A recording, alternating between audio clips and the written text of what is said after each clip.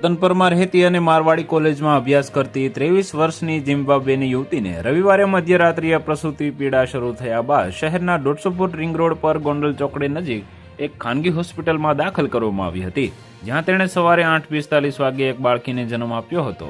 છોકરીએ હોસ્પિટલ વહીવટતંત્રને જણાવ્યું હતું કે તે અપરિણીત છે અને બાળકીનો પિતા તેનો ઝિમ્બાબ્વેનો બોયફ્રેન્ડ હતો.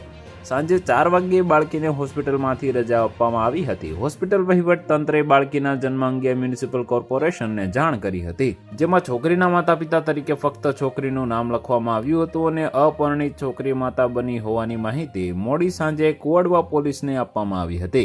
શહેરના બાગબોલમાં ગોંડલ રોડ 4 રસ્તા નજીક એક હોસ્પિટલમાં ઝિમ્બાબ્વેની એક બાળકીનો જન્મ થયો હતો. આ હોસ્પિટલના ડોક્ટરે જણાવ્યું હતું કે છોકરી એક અઠવાડિયા પહેલા ચેકઅપ માટે આવી હતી અને મધ્યરાત્રિ તેને દાખલ કરવામાં આવી હતી. તો વધુ માહિતી મેળવવા માટે ચેનલ સાથે જોડાયેલા રહો. વિડીયો પસંદ આવે તો લાઈક કરી દેજો. ચેનલમાં નવા છો તો સબસ્ક્રાઇબ કરી દેજો.